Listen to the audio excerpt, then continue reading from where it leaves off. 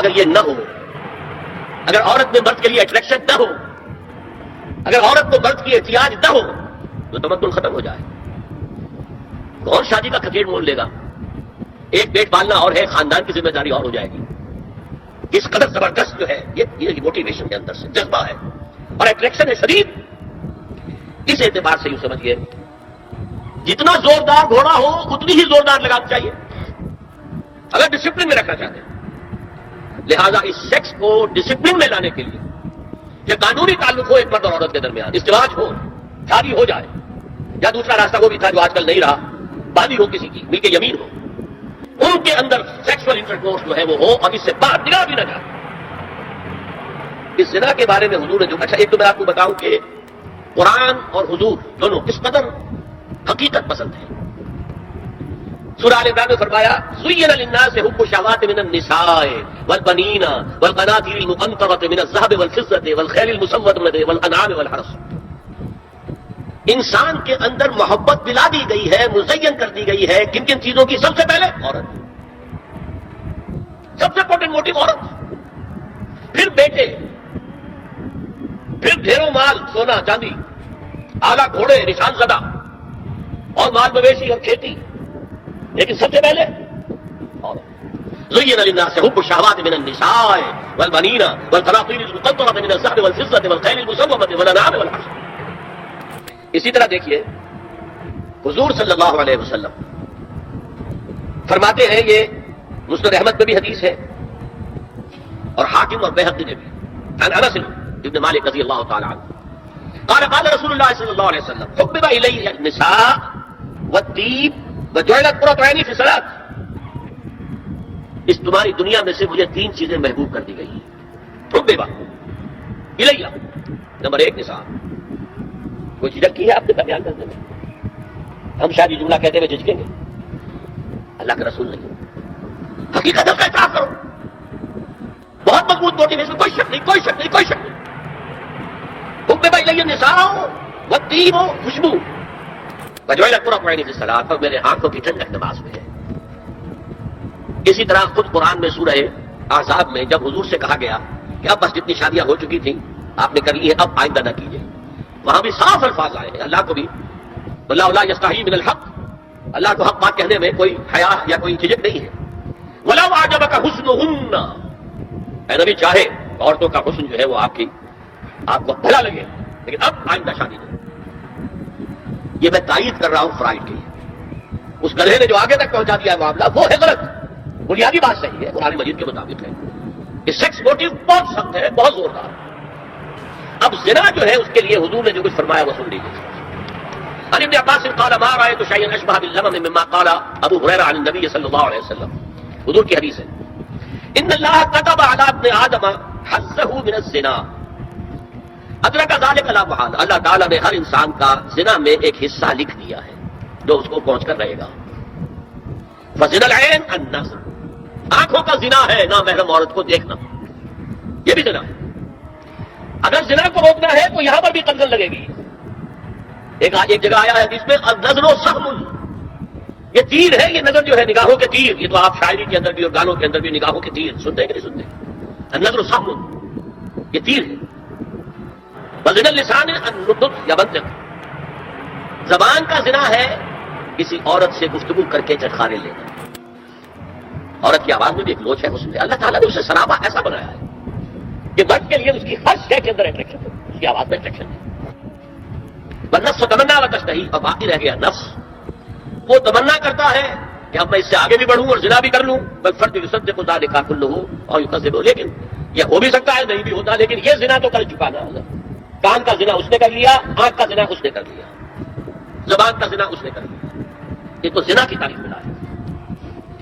ایک اور روایت ہے جو مسلم میں ہے، کان ابی ہریرہ كتب على ابن آدم نصيبه من الزنا مدرك ذلك لا محالة فالعينان زناهما النظر والأذنان زناهما الاستماع واللسان زناهما الكلام واليد زناها البطش والرجل زناها الخطأ والقلب يهوي ويتمنى. یہ زبان کا بھی زنا ہو رہا ہے، کان کا بھی زنا ہو رہا ہے، ہاتھ کا بھی ہو رہا ہے، کہیں لمس کیا ہے عورت کے جسم کو، ہاتھ ملایا ہے اسے، اور چل کر کہیں جا رہا ہے دیکھنے کے لیے، یہ پاؤں کا زنا ہو رہا ہے. یہ ہے زنا کی شکلیں جو محمد رسول اللہ صلی اللہ علیہ وسلم نے بیان کی. تو زنا کا روک تھام زنا کی جو ہمارے معاشرتی آداب کے اندر بہت اہم ہے، بہت اہم ہے، بہت اہم، ورنہ معاشرہ ٹوٹ پھوٹ کا شکار ہو جائے گا۔ میاں بیوی میں اطلاع نہیں ہے، دیکھ مانی کی فضا میں اولاد جو پلے گی اس کی منفی نفسیات ہوگی، کبھی مثبت نفسیات نہیں ہو سکتی۔ والدین میں محبت ہے، آپس میں اعتماد ہے، تو ایک دوسرے پر اعتماد ہے، ایک دوسرے کا لحاظ ہے، ایک دوسرے کی دلجوئی ہے، ایک دوسرے کی مدد ہے۔ یہ ساری چیزیں جو ہے وہ ایک فضا پیدا کرتی ہے گھر کے اندر، وہ ایک نارمل ایک صحت مند فضا جس میں کہ نئی نسل پروان چڑھے گی تو وہ ایک پازیٹیو اور مثبت نفسیات لے کر پیدا ہو۔ اچھا اور دیکھیے اس میں کیا کیا کچھ حضور کی طرف سے آئے ہیں۔ حضرت جابر بن عبداللہ فرماتے ہیں من کان یؤمن باللہ والیوم الآخر فلا یخلون بامرأۃ لیس معہا ذو محرم فإن ثالثہما الشیطان، رواہ احمد۔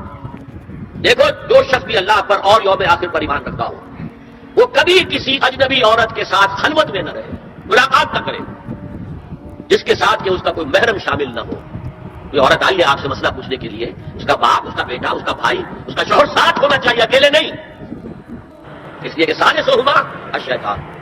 جہاں یہ ایک مرد اور ایک عورت جو ایک دوسرے کے لیے نامحرم ہے، جب ملیں گے تیسرا وہاں شیطان موجود۔ اسی طرح حضرت ابن عباس کی روایت ہے لا یخلون رجل بامرأۃ الا ومعها ذو محرم ولا تسافر المرأة الا مع ذی محرم، کوئی مرد کسی عورت کے ساتھ خلوت میں نہ ہو، اکیلے نہ ہو، مگر یہ کہ اس عورت کے ساتھ اس کا محرم موجود ہو، اور کوئی عورت سفر نہ کرے جب تک کہ اس کے ساتھ محرم موجود نہ ہو۔ اب آئیے چھٹی بات، اسلام میں جو اصلاح کی گئی ہے مختلف میدانوں میں، اس کے دو اصول ہیں۔ نمبر ایک، تدریج سے اصلاح ہوتی ہے، ایک دم نہیں۔ نمبر دو، اصلاح کا عمل گھر سے شروع ہوتا ہے، چیریٹی بگنز ایٹ ہوم۔ اب میں مثلا مثال دے رہا ہوں، دیکھیے شراب کی حرمت کے ضمن میں 3 درجوں میں حرمت ہوئی ہے۔ سورہ بقرہ میں فرمایا گیا یسألونک عن الخمر والمیسر قل فیہما اسم کبیر ومنافع للناس واسمہما اکبر من نفعہما۔ بات ختم۔ اے نبی آپ سے پوچھ رہے ہیں شراب اور جوئے کے بارے میں، سے کہہ دیجیے دونوں میں بہت بڑے گناہ کی بات ہے، اگرچہ لوگوں کے لیے گناہ بھی ہے لیکن ان کا گناہ نفع سے بہت بڑھ کر ہے، اشارہ دے دیا۔ بہت سے صحابہ نے اسی آیت پر شراب نوشی ترک کر دی۔ جو معلوم ہوا which way the wind is blowing، اب ہوا کا رخ کیا ہے، کہاں جا رہی ہے۔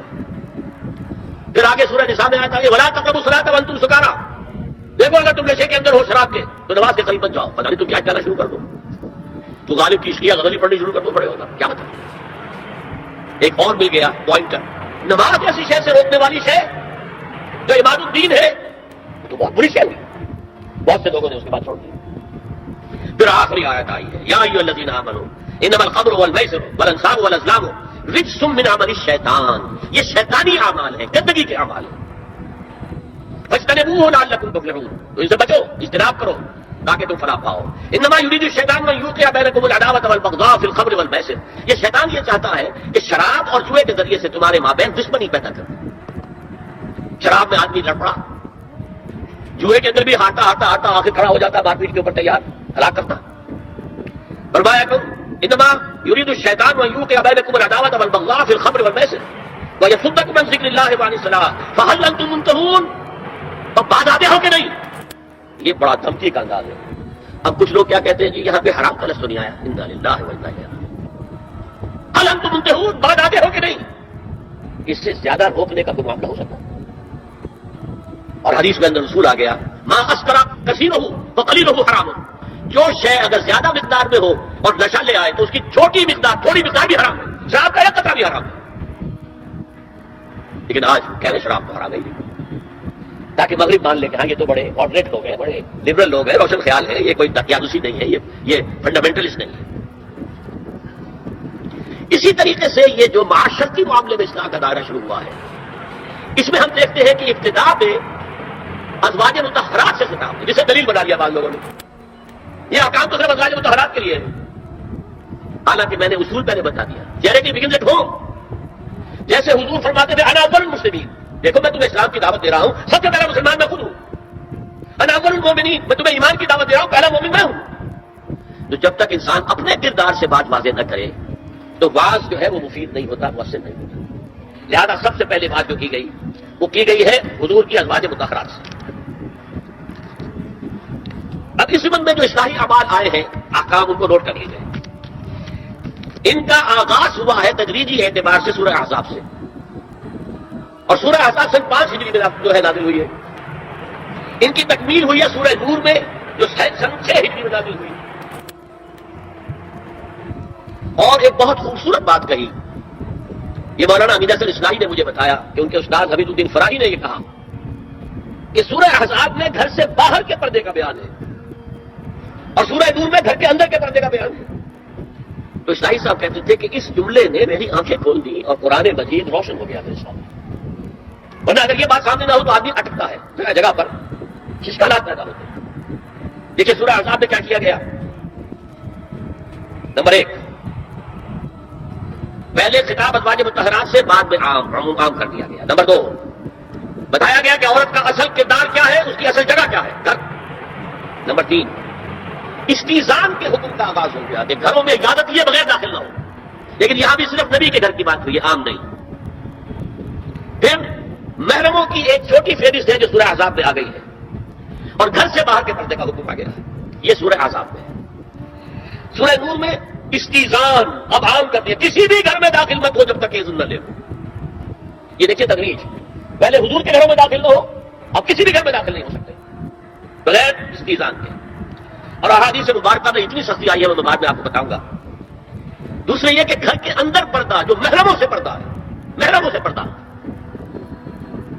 محرم کون ہوتا ہے سمجھ لیجیے. محرم وہ ہے جس سے کبھی بھی کسی شکل میں کسی حالت میں شادی نہ ہو سکے.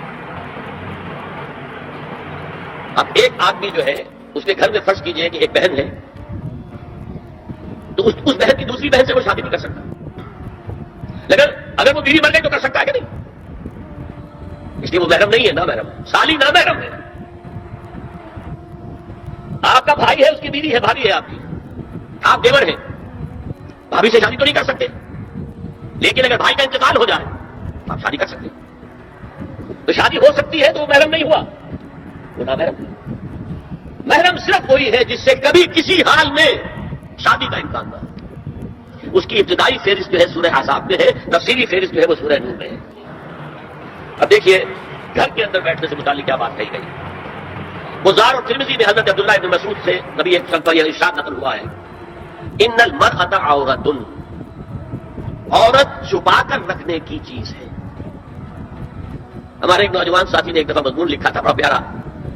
انہوں نے کہا کہ قرآن مجید میں جو اشارات ہیں، حور مقصورات فی الخیام، وہ حوریں جو ہوں گی وہ خیموں کے اندر ہوں گی، وہی رہیں گی. قصر کہتے روک دینے کو، باہر نہیں نکلتی. مقصورات فی الخیام، حوروں کا کنہن لؤلؤ مکنون، ایسے ہوں گے کہ جیسے کہ موتی جسے چھپا کر رکھا جائے. عورت چھپا کر رکھنے کی شے ہے. المرأۃ کلھا عورۃ، عورت کہتے ہیں اس کو ہے جسے چھپا کر رکھا جائے. ان المرأۃ عورۃ فاذا خرجت، جب وہ گھر سے نکلتی ہے استشرفها شیطان، اب شیطان جو ہے اس کو طاق میں رکھتا ہے. واقرب ما تكون في روحة ربها وهي في قعر بيتها، وہ اپنے رب کی رحمت سے قریب ترین ہوتی ہے جبکہ اپنے گھر کے بھی کسی اندرونی حصے میں. صحن میں ہوگی تو شاید ادھر ادھر کے کوٹھوں سے نظر پڑ جائے. اسی لیے فرمایا مردوں کے لیے مسجد میں نماز افضل 28 گنا، اور عورت کے لیے گھر کی نماز مسجد سے افضل، گھر کے صحن کی مسجد سے افضل، دالان کی صحن سے افضل، کمرے میں اس سے افضل، اور کمرے کی تو بغلی کوٹھڑی ہے تو اس میں سب سے افضل. یہ احادیث نبی صلی اللہ علیہ وسلم. مزاج ہے نا، اس سے بن رہا ہے، ایک معاشرت وجود میں آ رہی ہے. یہ ساری چیزیں کیوں آ رہی ہیں؟ اور سنیے، عبداللہ ابن احمد ابن حنبل نے زوائد الزہد میں اور ابن ابی شیبہ نے ابن سعد نے اپنی کتابوں میں مسروق کی روایت نقل کی ہے کہ حضرت عائشہ جب تلاوت قرآن کرتے ہوئے اس آیت پر پہنچتی تھی وقرن فی بیوتکن، تو بے اختیار وہ پڑھتی تھی. قرآن کہتا ہے اپنے گھروں میں رہو.